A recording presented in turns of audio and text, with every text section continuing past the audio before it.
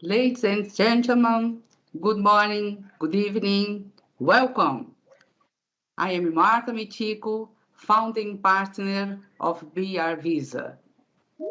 A great joy to hold the opening of this webinar as our last event of 2021.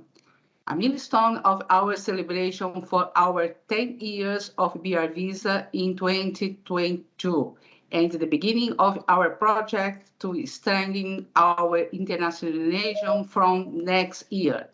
The movement of international mobility of Brazilians and the foreign has intensified this year and is not restricted to corporate investors. Individuals increase intend to spend time intensify to another corporate. The movement of international mobility of Brazil and the foreign has intensified this year and is not restricted to corporate investor. Investor, individuals increase and intend to spend time in another country to have option to resident. We are going to talk about the options available in Brazil and we are going to deal today with the two high sought after destination, USA and the UK. Our webinar will last 40 minutes with 10 minutes for each speaker and the final 20 minutes for comments and questions. To present and coordinate the debates, I call our most international partner and example of practical mobility, Su Junko, who asked her to come forward and mediate the work. Thank you for your presence, and I wish everyone an excellent event. Please, Sue, go ahead. Thank you, Marta.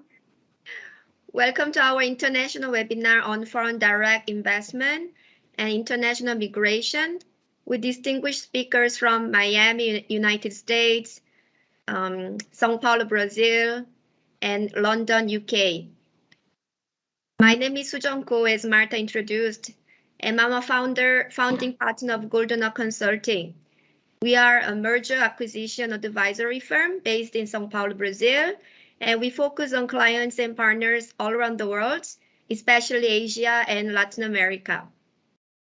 This webinar was organized by BR Visa and supported by Golden Oak Consulting, Gunnar Cook, law firm based with headquarters based in London that supports private clients and companies entering the UK and Europe.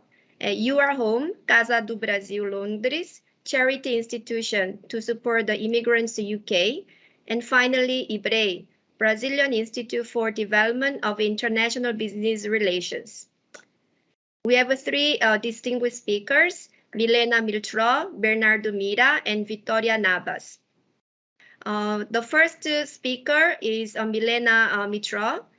She's a Brazilian-Canadian attorney licensed in New York, Brazil, Quebec, and Ontario.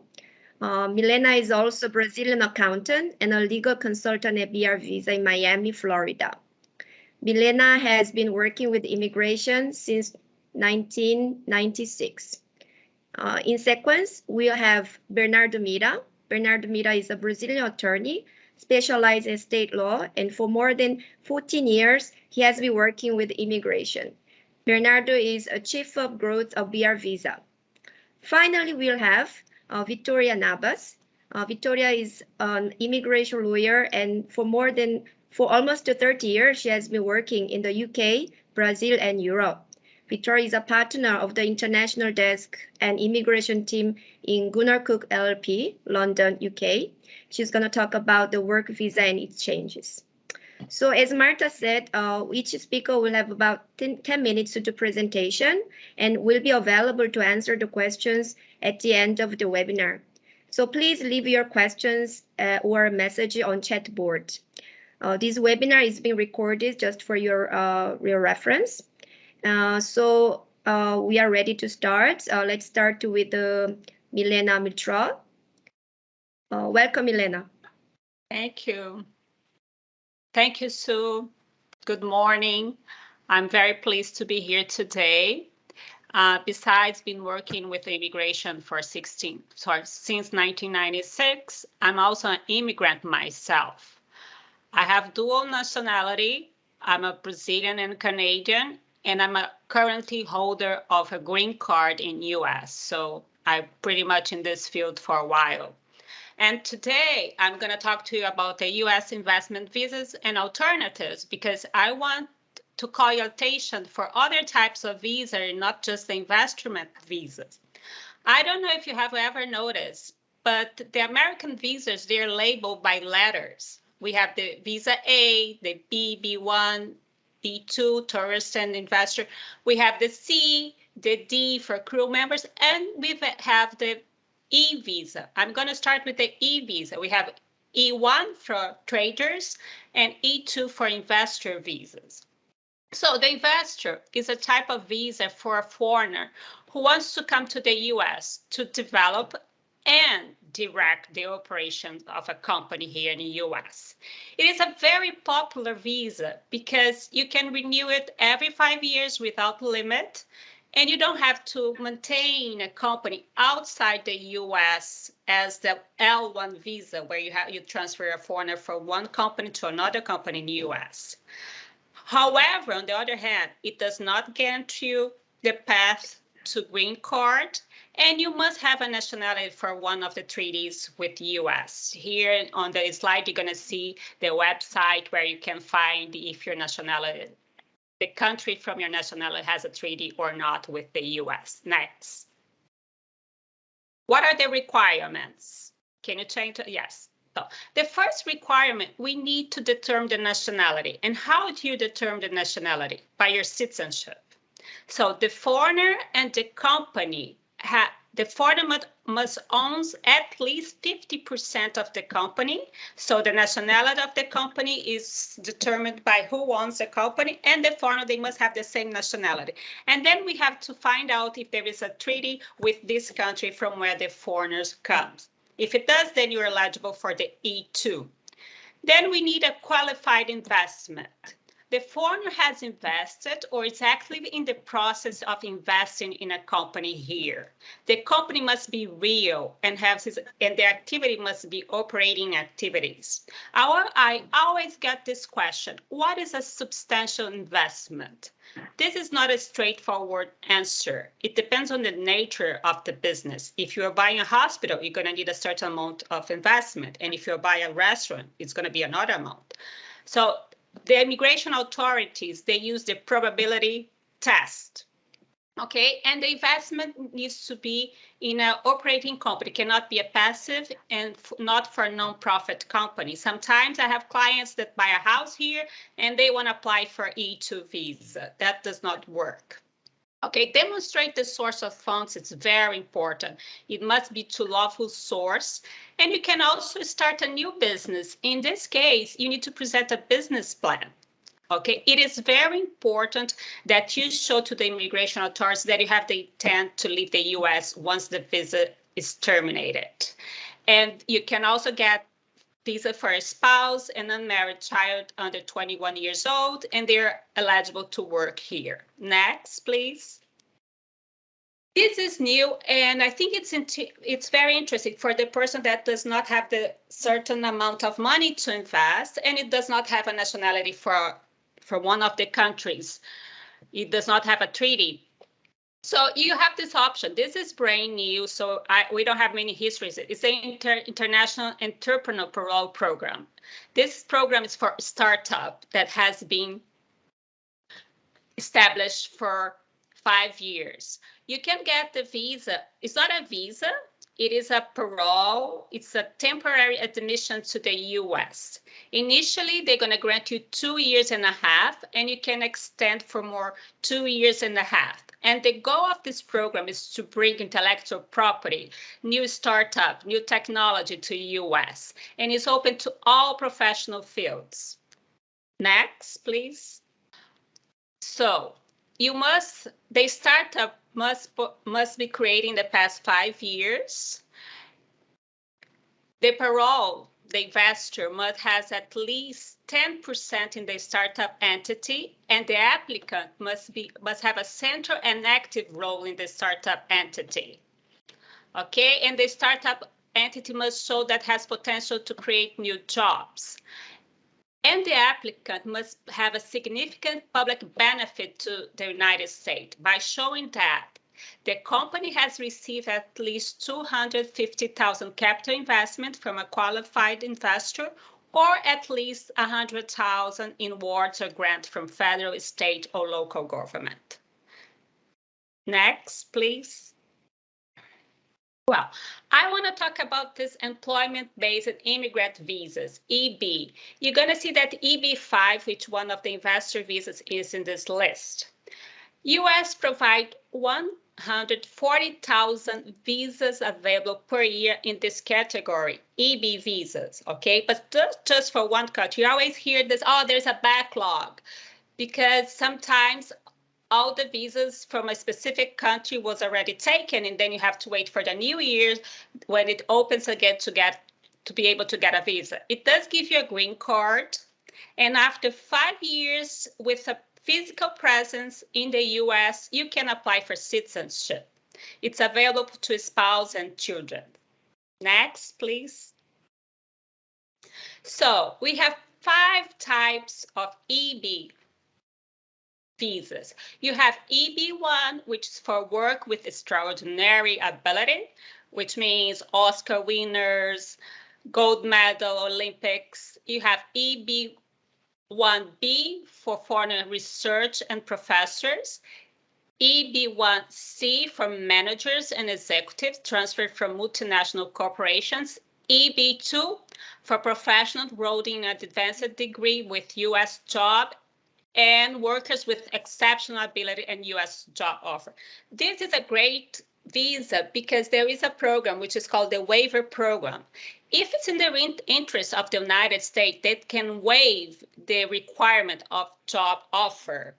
And then you can self-petition yourself. And at this point that the lawyers come in to do their job to find out if you have that exceptional ability, that you're able to petition to yourself. You don't need a job offer, and you can apply for the EB green card yourself. Then we have the EB3 for unskilled work, skilled work and profession, EB4 for special immigrants, religion, and finally the EB5 immigrant investor visas. Next. So the EB5, it was created in 1990. It has 10,000 EB5 investor visas per year. The purpose of this program is to create jobs and investment in the United States. So an investor must create at least 10 full-time jobs and invest in the United States. Before Trump, the investment was 500,000 and 1 million. Trump issued new regulations in November 2019, there is a mistake here in my slide, and increased this amount for 900,000, 1.8 million. But this year in June 22, this Trump new regulation was set aside by a court in California, district court in California. So we revert to 500,000 and 1 million elsewhere.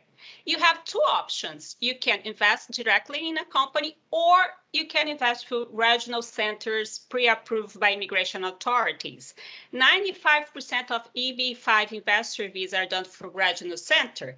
But the problem is this program expired this year in July 30, and we have to wait for the Congress to approve a new program. So all the regional centers applications are suspended. The investment must come from a lawful source. You first are going to get a 2 years green card. And after 2 years, if you comply with all the regulations, you're able to get a 10 years green card. Thank you. Thank you, Milena. Now let's start with Bernardo Mira, who's going to talk about real estate and startups in Brazil. Greetings, everyone. It's a pleasure to be speaking at this webinar. The first type of visa that we'll talk about is the investor's visa. It's when someone, a foreign investor, puts from his own bank account, okay, and send this money to Brazil to invest into a Brazilian company. Can be a newly formed company or can be an old one. But this investor will send the money to the Brazilian company, must be at least 500,000 Brazilian reais. And with this investment, he will be able to ask for a residence to stay in the country. To present this kind of work permit request, he must present a business plan to the authorities. And it's very important because after 2 years, he'll have to prove that he achieved the objectives of this business plan in order to renew his stay here in Brazil. Other aspect that it's very important that when he do this investment and when he come to the country, he will only be able to get this visa, okay, after he have a Brazilian resident administrator that will apply for him for the work residency, and only after the final of the process, he will be able to be the administrator of his own company. And it's also important to mention that when he comes to Brazil and when he arrives with his residency, he will become tax resident in Brazil. So he will be subjected to the same obligations that the Brazilian have here in Brazil regarding taxation. And also, it's important to mention that Brazilian tax the income in a worldwide basis. So he must plan very cautious before he apply for this residence and before he come to the country. Please, next. The second modality that we will talk about, it's a kind of startup visa. We do not have a startup visa in Brazil, but actually this would be the most close that we have regarding this modality. It's also a person that will invest from his own bank account into a Brazilian company. It's important to mention that must be from his own bank account. He cannot use any legal structure in order to do this investment. Otherwise, he will not be able to request this kind of residency. So he will send the money from his own bank account to the Brazilian company. In this way, if he will be able to prove that he will bring some innovation, some applied research, some technological improvement to the country, he will be able to apply for his residency. That it's very low cost nowadays, based on the Brazilian reais exchange rate. So he must invest 150,000 Brazilian reais into the Brazilian company. Again, he only be able to be the administrator of the company after the conclusion of the entire process, okay? And in the end, he'll get a residency in Brazil. In this modality, is also very important to present a well-made business plan, because this business plan, it will be necessary to prove the accomplishment of the objectives of this business plan in order to you request the renewal of the visa. And also this modality, when he came to the country with the authorization, he also be considered a tax resident in Brazil. And again, he will be subjected to the same obligations that a Brazilian subjected in the country. So it's very important because Brazil tax in a worldwide basis.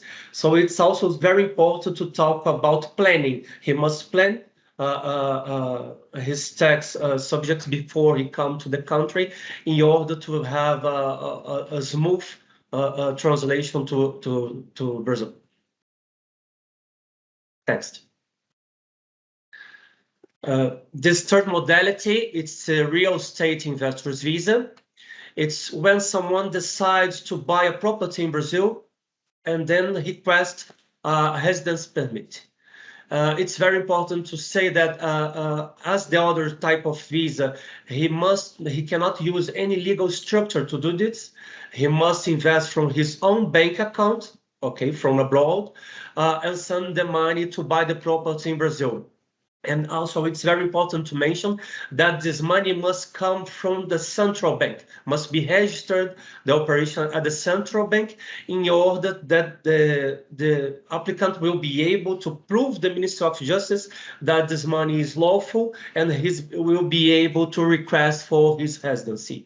And he must apply for to apply for this residency. He must invest for 1 million Brazilian reais in order to buy this property. Actually, it's less expensive than other investors' visa if we compare to other countries. Uh, uh, um, so it's very popular here in Brazil. And if he decides to buy a property in other state located in the north or in the northeast of the country, he's able to request for the same residency, but invest in 30% less. So if you decide to buy a house in the north or northeast, you only need to buy a property of 700,000 Brazilian reais. And to have this visa, you must stay in the country at least 30 days every year, and you cannot sell the property during the time that you have the residency. After 5 years, of 4 years, you can request for a Brazilian citizenship and naturalization procedure. But in this meantime, you must maintain the property in order to keep your residency in Brazil. And different of the other types of visa that we talk about, there's divergent talks if the foreign investor that come to the country with this visa, if he will become tax resident or not, because you do not have a legislation updated with this kind of residence request. So we also advise, if you decide to buy a property in Brazil and to come to Brazil, it's very important to plan yourself and talk with your advisor in order also to prepare your tax plans before you come to the country and not after. Please, you can go to next. And last but not least important, there is also the investment that it's made from a foreign company into a Brazilian company, and then made in this investment of 600,000 Brazilian reais, the foreign company will be able to elect a representative that will be the manager or the administration of the Brazilian company.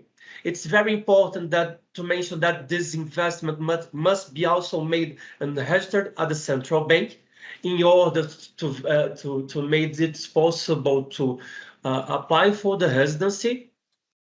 Other important aspect that you must name the representative, the administrator in the Brazilian company bylaw or statutes in order then you be able to ask for the residency.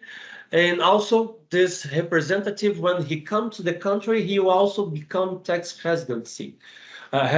So it's very important to plan yourself. And this type of visa also grants you a modality that you do not need to invest 600 Brazilian thousand, but only 150,000 Brazilian reais. But in this way, you have to prove that at least 10 job places in your company in Brazil. Actually, it's not very used, because if you decide to hire 10 persons here in Brazil, the minimum investment, it will be something about 600 Brazilian thousand reais. So in this way, it's important to mention, but it's not so used type of visa, this modality of 150,000 Brazilian reais. Please. Thank you very much for listening. Thank you, Bernardo. Let's continue with the Victoria Navas. She's going to talk about investment visa in UK. Victoria? Hello, everybody. Good afternoon here from the UK. And I'm so happy to be here. Thank you for the invitation, BR Visa. I'm very glad to work with you guys. It's always a pleasure. And I'm very envious for you to be in Brazil right now, going to the summer, to Christmas in the summer. We are here going to a winter, so it's not exactly the best. I would like to talk about the work visas in the UK. We call work visas here, but doesn't mean that you are linked to companies all the time in the sense of depending on companies for sponsorship, okay? And I will have to talk about the new ones that are coming next year. So it's very important to talk first what exists now and what's going to exist next year. So in the present time, we have these categories of work visa that you can see on the screen. It is the Global Talent Visa, Startup, Innovator, and a Representative of Overseas. Let's go one per one, okay? The Global Talent Visa, it's a very complicated visa. It's the kind of visa that Milena mentioned for people that are Oscar winners, golden medals, something. So it's for really high talented people that can prove that they are completely outstanding and they have like awards. So it's not really easy to get it. I have a lot of people that come to me and say, oh, I have this like award in this place and that, but when you see these are not categorized as really global talent. So when I talk about global talent, is that guy or that woman that we UK are competing with the US or competing with China or competing with Germany to get that person because it's really outstanding. So global talent is very difficult, but it's not impossible. We did get one Brazilian in arts recently that got the visa approved and is here doing ballet in the Royal Ballet of London. So it is possible. The startup and innovator visas are two categories that you depend on one thing called endorsement. And this is the bottleneck of these two visas. The startup will be a person that has no experience and want to start a business in the UK. You need a business plan, of course, but you need to find one of the bodies that it has a list of endorsement bodies by the government. And in this list, you need to find one that's going to sponsor you. And sponsor you doesn't mean give you money or nothing like this, but will endorse your business idea, endorse your business plan, and put you under the wing and say to the government, well, I agree, I believe in this project, and I'm going to support the project in the sense of help. And help could be just mentoring or could be just be literally this letter that they will help you and will get you the visa that you need. And the difference between startup and innovator, as both need the endorsement letter, is that a startup is really for someone that is very young and starting the business, has no experience. And the innovator, yes, you have to have experience, you have to have something innovative, but you have to have also 50,000 pounds to invest in your business. So these two categories do have a bottleneck that's called the endorsement letter.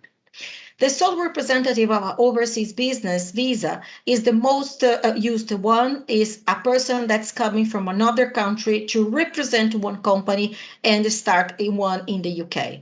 So let's say BR Visa would like to send somebody from Brazil to start a company in the UK, representing them, they will do this visa. There is no minimum capital. The only requirement is that the person that's coming is not the major shareholder of the entity in the headquarters country, okay? So it is the most useful one. I have plenty of people that come representing an entity in Brazil or in the US or in Portugal, in any part. You don't need to be from the same nationality of the company. No, you could be a Brazilian that it was chosen by a Portuguese company to represent them. So it doesn't matter. And as it's no minimum capital, it makes a very, very simple visa to come. Next, please. So all the requirements are here mainly for these visas. They are very much the same. Business plan is always like mandatory. You don't have an option. And the business plan makes it, I would say, the most important part of it. Because if you don't have some substantial business plans with numbers, with like a way to prove that your business is real, it's not going to go through. The endorsement letters are for the startup and the innovator. The knowledge of English is for every category of visa. So in a category of visa, you do need to do an English test. That is for us here, what's called B1 level. B1 level is the low intermediate level, but you have to do the English test and you have to pass. With the exception of the startup visa, all the others lead to a category that's called indefinite leave to remain. It's our green card. So that's a different name, but it's our equivalent to green card. And 1 year after green card here in the UK, the indefinite leave to remain, you can apply for the citizenship. So most of the visas, you need 5 years to get the green card and 1 year to get citizenship. So in 6 years, you are a citizen from the UK. So normally this is what happens when you come to work in the UK. I didn't even bring here the investor visa. Investor visa is a visa where it's very difficult for me to get clients. It's a 2 million investment in pounds. So as was said before, with the exchange rate from Brazil, it's really a big amount of money. And this money is going to be stuck in investment that you cannot touch. It's normally bonds from the government, or you can invest in companies, in stocks of companies traded in the stock exchange here, but you cannot live on this money. You cannot touch this money. You cannot buy a property, nothing. This money is stuck there. So it's very rare for me to find someone that has 2 million to put in the investor visa and plus have money to survive here and live fine. So that's why the reason I didn't bring it. Next, please. So from 2022, we are coming with some good news. The government has seen that after Brexit, we are shrinking in sense of labor here. We have a huge shortage of employees in the UK right now. If you ask any person, if do you know any person that is looking for a job? Like I'm saying, like unemployed, it's very rare. Everybody here is employed, and there is a huge amount of signs that you see, like looking for this, looking for that. So the shortage of people to work is big. So the government decided to rethink about the visas and are creating three other categories. The scale up visa, it's one category they are going to create around the spring next year. It is for companies that are growing fast. They have to grow at least 20% for the last 3 years. And the company is going to be not really sponsoring in the sense of the skilled visa that you need today to sponsor, like in the traditional way. No, the company is going to say, I've been growing at least 30% in the last, 20% in the last 3 years, and I can go through this scale up visa for any of my new employees. And if I am a high qualified person and the company is going to pay me a high salary, we can use this scale up visa category. So they are thinking this for people that are coming from technological companies that have very good salaries, banks. So it is a very much a high potential companies that are bringing like very interesting heads from abroad. The high potential individual visa, it's like a remake of one visa we had in the past called highly skilled migrant visa, but it's actually exactly the same. It is a person that comes from a very good university or a very potential, a high potential graduate that wants to come to UK. Don't ask me what is a very good university. We don't have the definition yet. The government just said that, but we don't have. So they're going to make a list of universities, and I'm quite sure this list is going to be based on all this, like this lists that we have and we see everywhere from several countries. And the people that come from very good universities will have a preference to come. Doesn't mean that if you don't come from one top university, you're not going to have a chance, but you will need to have more points in something else. So these are all point systems. All visas here are point systems. You have to make points on this, points on that to be able to achieve the total points that you need to be able to come to UK. And the global business mobility visa is the last one that is going to be created also next year for one thing that's happening now that is very weird. And I will give you just one example. Some companies used to be doing business in the UK and not being really based here. And I'm talking about European companies in general. So let's say I'm in Portugal. I have a business that I do some kind of construction, and I used to get contracts in UK, get my employees, go to UK, spend 4 months per year there, do this construction, and off I go. Since Brexit, I cannot do this anymore. And the market in UK needs this business. because it's not enough people to work here, as I mentioned. So the government saw a huge amount of problems created by the lack of offer to present or to prepare these things or to do these jobs.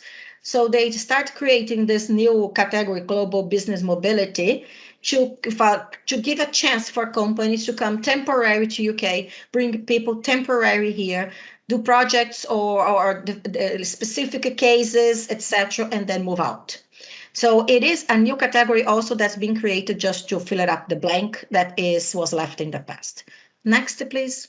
That's me, and I'm open for questions with my fellow speakers, and I think that it's very interesting to hear the comparison of the visas in the other countries. Thank you, Victoria. So thank you so much for the presentation of each of the speakers. So we now have about 20 minutes. My suggestion is we have a list of questions here. So just to facilitate the dynamic here, what I'm going to do is I'm going to address one question for each speaker. Okay. And starting with Milena, then Bernardo and Victoria. And while I'm getting other questions, I will organize these. And if you have time, I will address again. So the first question for Milena, it's about the International Entrepreneur Parallel Program, okay? So can the dependents of this program work in the US? That's the first question. And Bernardo, this is about investor visa, okay? So can you clarify what is considered innovation? What is innovation to the investor visa?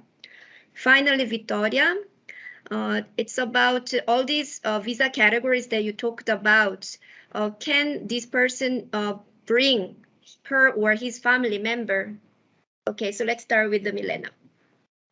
Under the entrepreneur program, the spouse is allowed to work, but the child, no, it is not possible, just the spouse. Okay. Bernardo? There's no legal definition about what innovation is. So we always advise, if they intend to apply for this type of visa, to register a patent, or if it's a software, to register the software into the institute responsible to register patents, softwares, and trademarks. Or if you bring some kind of study to bring the scientific magazine that can confirm that this is an innovation or it's a new study. Thank you. Victoria? In all visas in the UK that are related to work, to business, etc., you can bring your husband or wife, or husband and husband, wife and wife, doesn't matter in the UK, and kids up to 18 years old. Is not 21. So here is until 18. So when you apply for the visa for the kid, if the kid is 17 and 11 months, doesn't matter. The kid can complete 18 and the visa can be approved after, it's not a problem. But the kid cannot have 18 yet. And yes, with husbands and wives here also can work without any problems. I'm taking like the book on this and saying, well, husbands and wives can work here without problem. Kids also can work, can study, can use medical insurance, everything. Medical system here without any problem. Okay, continue with the Victoria. So let's continue another question for you. So Victoria, is there a time is there a limit to the number of migrants a company may employ, considering the number of British employees it has? No, we don't have a ratio here. There is no ratio with like local versus like international. There's none. There is also no quotas. Like we used to have quotas, like in the sense like X amount of these visas per year. No, we don't. It's completely free now. So every month, if I have a company that wants to bring 10 employees, I just apply for the positions to be approved from the immigration here and just bring the people. So there is no quotas and there is no ratio between locals and foreign employees. Continuing this marathon, Victoria, is this a global mobility, a multiple entry visa or no? Well, I cannot give you the full history on this because I don't have it. We just got this news recent, and I can tell you the global mobility will be for a company to come to UK to bring the employees for a temporary amount of time and then do the project or deliver something and then go back. Or if the company wants to transfer people, then like we have nowadays, it's called inter-transfer company, but this is going to go away. This is going to disappear, and you're going to create a new thing in the global mobility that's going to be the transfer between company A to company B, from country A to country B. So this is very new. I only have, I would say, the news. I don't have details, and I'm very happy to be contacted in the near future. I would say January, February, when I have more news about it, because it's really fresh, guys. It's super, super, super fresh, and I don't have the legislation yet in my hands. Well, Okay, actually, not being approved yet, but will be. great. So let's get back to Bernardo. Bernardo, so under a real estate visa, are the dependents allowed to work in Brazil?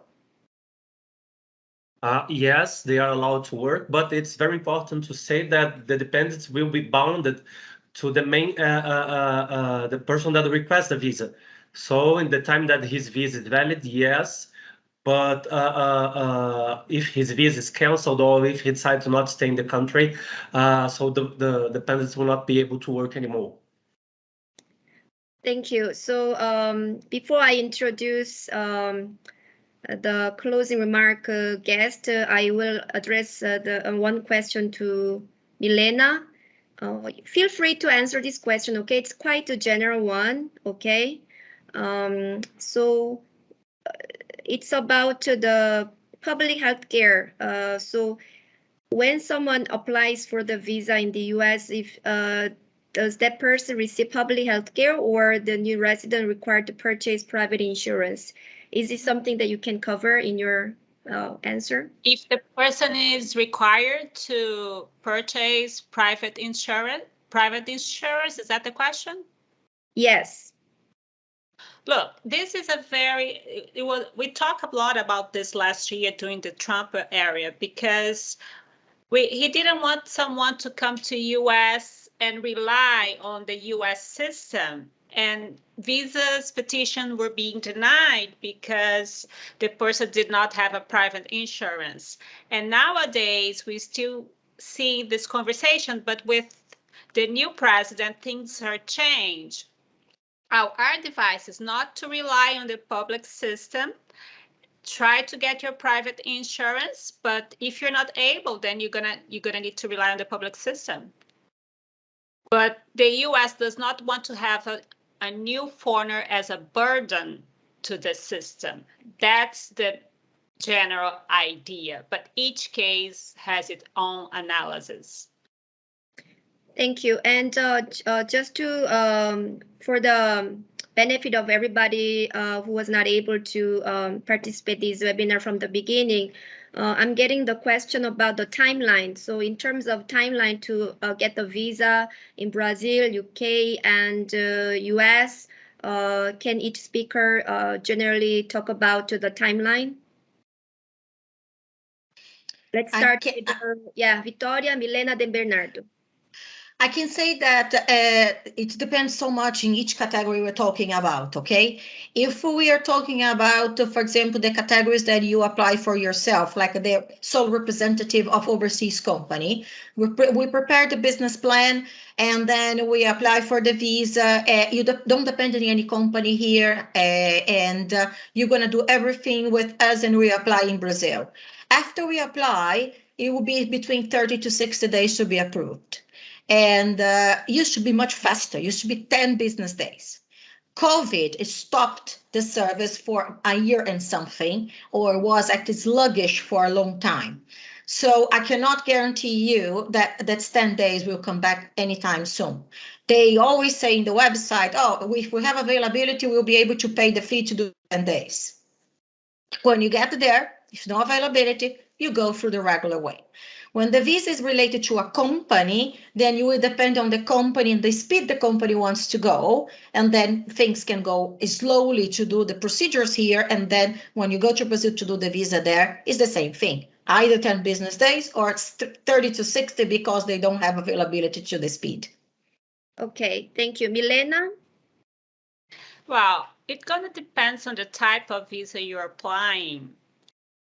U.S. immigration authorities, they do have on their website the timeline for the visas. So you can log in and you can type the form that you applied and in which center is examining your process, and you can see the timeline there. But we have the COVID problem because some visas must be obtained abroad in the consulate. And now we have a huge backlog, priorities, etc. So it's really going to depend the type of visa, if you need the consulate or if you can change status inside of the US. There are a lot of variables that you need to analyze. It's not a straightforward question. Thank you, but your answer was very helpful. Bernardo? Actually, the visa application itself does not take so long. It's about 30 days. However, the ancillary obligations, depending upon the type of visa, they can take more time. Example, in Brazil, if you decide to open a company, to name a Brazilian administrator, to open a bank account for the company, to do the investment, change the statutes, and then apply for the visa. So the whole procedure can take up to 2 or 3 months, but the visa application itself, it's only 30 days. Okay, so Victoria, do you have any comments on health insurance in your case? Well, the system in the UK is a public system, okay? Health insurance is something that we don't really have here. I don't have health insurance. We have a public system that is kind of what we have in Brazil, but it's different. It's called NHS. When you apply for a visa to live here, you have to pay a fee per year of your visa. So I will give you an example. The visa for innovator, it's a 3 years plus 2, and in 5 you get the green card. After you have the green card, you don't need to pay anything anymore. So for each year of visa, you pay £624 to use the government system. And when I say to use the government system, it's everything. It's any doctor appointment, it's completely free, and the hospitals are completely free. We have to adapt the people's, I would say, expectations, because you're not talking that you have a private system like in Brazil, that you get a WhatsApp from your doctor. Does not exist.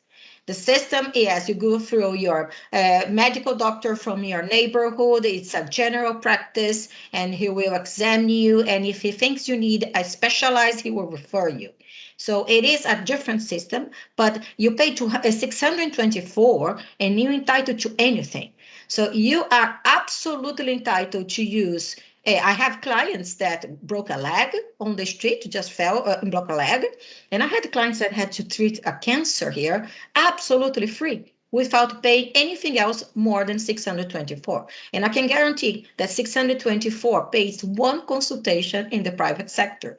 So it is really no money. And when after 5 years, when you get to your green card here, that's called indefinite leave to remain, then it's completely free and you don't have to pay anything anymore.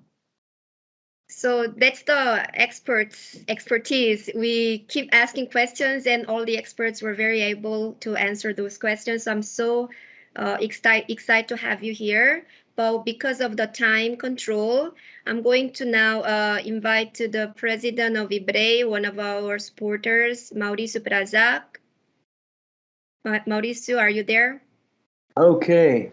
Okay, Mauricio, welcome to the webinar. So thanks so much for your time. And so please, can you do a closing remarks? I'd first like to congratulate everyone for all the important insights that you brought us. And I believe an event like this only reinforces how much is important for us to be advised by people like you that has all this technical information, because it's a lot of details and peculiarities for each country, each kind of visa. And so it's very nice to know that we can count on people like you for us to be able to get this process easier. No? So it's a pleasure once again to support this event and hope to see you very soon. Thank you, Mauricio. For those who are not familiar with IBRE, Mauricio, can you just talk for 30 seconds what IBRE does and how IBRE can support the businessmen who are willing to do international expansion, because we have all these experts that can support. Okay. So IBRE is the Brazilian Institute for International Business Relations Development. And so we are basically focused on strengthening the business connection between Brazil and other countries. We are based in more than 20 countries right now. And so we deal daily with these interactions between the markets and how we can strengthen these connections and how can create a better business environment. Not only here in Brazil, but between the countries as well. And we have internally a lot of different study commissions for different sectors of the market, and we basically cover all the main sectors. So we are a non-profit institution, so you can have all the information about IBRE at our website, which is ibre.org. I believe that's it, Nelson. Yes. So, Marta, so we are able to achieve our goal, okay? So once again, I would like to say thank words to everybody, to the speakers, to the audience, BR Visa who organized this webinar, bringing the experts from different countries, US, UK, and so thank you again. This webinar was recorded, so it's going to be shared with everybody. So on behalf of the organizer and the partners, once again, I'm very happy to be able to host this webinar. Thank you so much for the invitation. So yeah, I think we are ready to close this webinar. So thank you again. Bye, guys. Thank you. Thank you very much. Bye. Bye-bye. Congratulations again. Bye bye. Thank Bye-bye. you.